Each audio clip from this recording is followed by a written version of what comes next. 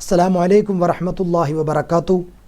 പ്രിയപ്പെട്ട സഹോദരന്മാരെ, സഹോദരിമാരെ, പരിശുദ്ധ റമളാനിൻ്റെ സുന്ദരമായ ദിനങ്ങൾ നമ്മളിൽ നിന്നും പോയി മറഞ്ഞു.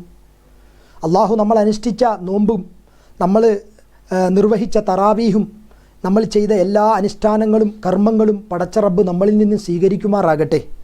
ഇനി ഈദുൽ ഫിത്തറിൻ്റെ സുന്ദരമായ രാത്രിയിലാണ് ഞാനും നിങ്ങളും നിലകൊള്ളുന്നത്. അള്ളാഹു സുബ്ഹാനഹു വ തആല ദുആയ്ക്ക് ഉത്തരം കിട്ടുമെന്ന് എണ്ണിപ്പറഞ്ഞ രാത്രികളിൽ ഏറ്റവും മഹിതമായ ഒരു രാത്രിയാണ് പരിശുദ്ധ റമളാൻ അവസാനിച്ച് ഈദുൽ ഫിത്തറിൻ്റെ സുന്ദരമായ രാത്രി എന്ന് ഹബീബായ പ്രവാചകൻ നമുക്ക് പഠിപ്പിച്ച് തന്നിട്ടുണ്ട്.